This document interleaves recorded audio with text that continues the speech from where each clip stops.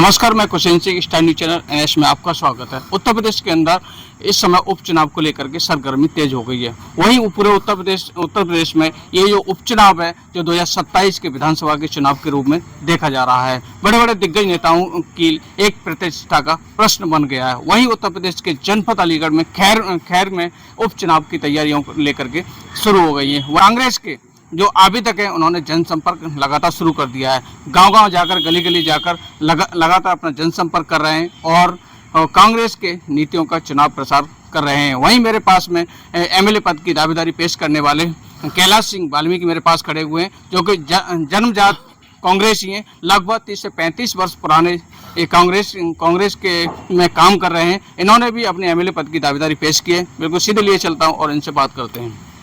Sir, आप ये बताइए कि आपने कांग्रेस से ही अपनी दावेदारी पेश क्यों की और किसी दल से क्यों नहीं की? क्योंकि मैं 35 साल से कांग्रेस में एक निष्ठावान कार्यकर्ता के रूप में काम किया है। मैंने जी कांग्रेस के विभिन्न पदों पर रह करके मैंने रातों दिन कांग्रेस को मजबूत करने का काम किया है। इसलिए मैं खैर विधानसभा से मैं टिकट मांगने का पूर्ण अधिकार रखता हूं। इसलिए मैं खैर से अपना टिकट का आवेदन किया है और मुझे पूर्ण उम्मीद है कि मुझे कांग्रेस पार्टी अब की बार टिकट देकर के चुनाव लड़ाएगी। क्योंकि कांग्रेस ने जिस तरीके से अभी राहुल गांधी जी का भी बयान आया था कि पुराने कार्यकर्ताओं को ही वरीयता दी जाएगी, पुराने कार्यकर्ताओं को सम्मान देते हुए टिकट देकर के चुनाव लड़ाया जाएगा, ये राहुल गांधी जी ने अभी कहा था। जी सर, कौन सी ऐसी नीतियां जिनसे आप प्रभावित हैं कांग्रेस की? कांग्रेस की तो हमेशा से एक बढ़िया नीति रही है। आप दलितों के बारे में आप देखिए, महंगाई के बारे में देखिए, हर एक सेकुलरता जो अगर रही है वो कांग्रेस पार्टी के अंदर ही रही है। क्योंकि कांग्रेस ही एक ऐसी पार्टी है जो दलितों की बात करती है, मुसलमानों की बात करती है, एक बेसहारा और जो बेरोजगार हैं उनकी बात करती है। अन्यथा जो भाजपा की एक पूंजवादी पार्टी है वो केवल पूंजवादियों की बात करती है। इसलिए मैं कांग्रेस से प्रभावित हूँ। आप कितने वर्षों से कांग्रेस में हैं? मैं 1987 से कांग्रेस में काम कर रहा हूँ। कितनी बार टिकट मांगा आपने विधानसभा में? मैंने 4 बार टिकट इगलास विधानसभा से मांगा था, मगर दुर्भाग्य ऐसा रहा कि 2 बार तो अलायंस में चली गई।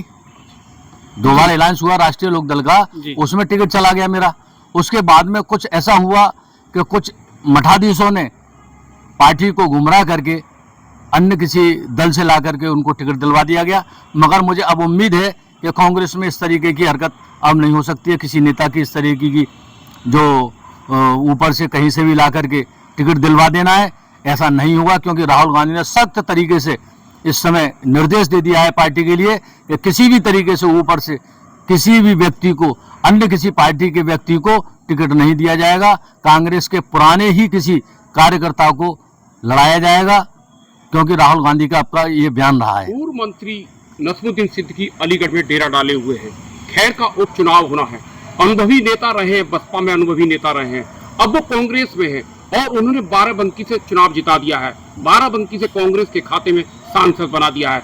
अब वो उत्तर प्रदेश की खैर विधानसभा सीट के उप प्रभारी है। वो यहाँ कार्यकर्ताओं से फीडबैक ले रहे हैं, तो किस तरीके का महसूस कर रहे हैं? आपसे बातचीत हुई है? देखिए, कांग्रेस पार्टी एक मजीद और ऐसी पार्टी है जहाँ भारत देश को खड़ा करने में कांग्रेस पार्टी की एक अहम भूमिका रही है। और इसी कड़ी में लेते हुए मैं समझता हूं कि कांग्रेस पार्टी ने एक बहुत ही जाबाज एक कार्यकर्ता को, जो नसमुद्दीन सिद्दीकी जिनका नाम है, प्रभारी के रूप में हमारे बीच में भेजे हैं। क्योंकि वो जानते हैं कार्यकर्ता की नब्ज को कि वो कार्यकर्ता कौन काम करने वाला है और कौन निष्ठावान है और कौन काम कर सकता है, कौन इस सीट को जिता करके ले जा सकता है। क्योंकि वो बहुत अच्छी तरह से जानते हैं, क्योंकि वो विभिन्न पदों में रह करके, और मैं समझता हूँ 18 मंत्रालयों को उन्होंने चलाया बीएसपी में रह करके, और आज वो कांग्रेस में काम कर रहे हैं। तो निश्चित रूप से मुझे उम्मीद है कि एक कांग्रेस के लिए एक बहुत बड़ी चुनौती के रूप में नसमुद्दीन सिद्दीकी हमारे बीच में आए हैं। और आने वाले 9 तारीख में जो खैर में एक सभा होने जा रही है, उसको निश्चित रूप से सफल बनाने का अगर काम होगा, अगर सिरे जाएगा, तो वो नसमुद्दीन सिद्दीकी के लिए जाएगा। मैं उनको बहुत बहुत धन्यवाद दूंगा। क्या सर इस बार चुनावी मुद्दे रहने वाले हैं खैर विधानसभा पर? देखिए, मैं आपको बता दूं, हिंदुस्तान के अंदर ही मैं ये कहना चाहता हूं कि बेरोजगार सबसे पहला मुद्दा जो है बेरोजगारी का है। कि आज पढ़े लिखने के बाद में, ग्रेजुएशन करने के बाद में भी एक युवा जो है आज मैं समझ रहा हूँ कि अपने रोजगार से वंचित है। क्योंकि उसको रोजगार नहीं मिल पा रहा है। वो बीए, एमए, एमटेक करने के बाद में भी प्राइवेट नौकरियों की तरफ जा रहा है और उसको सरकारी नौकरी नहीं मिल पा रही है। सबसे बड़ा मुद्दा तो ये है कि बेरोजगारी। दूसरा मुद्दा ये है कि आप देख रहे हैं कि महंगाई एक चरम पर है। एक वक्त की रोटी खाने के लिए आदमी को कितनी बड़ी मेहनत करनी पड़ रही है। आज मैं समझता हूँ एक छोटी सी अगर आप सब्जी भी बनाते हैं तो मैं कह रहा हूँ 200-250 रुपए की सब्जी बनती है।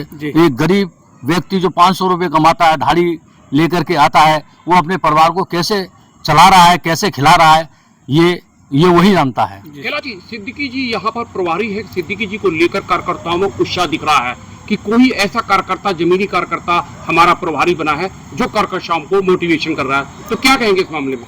मैं तो समझता हूँ कि जितने भी कांग्रेस के कार्यकर्ता हैं आज बहुत ही उत्साहित हैं कि उनको दिख रहा है कि हमारे बीच में एक ऐसा नेता आया है जिसने हमारे अंदर इतनी ऊर्जा भर दी है और आगे आने वाले 9 तारीख को एक इतना बड़ा प्रोग्राम हमें दे दिया है।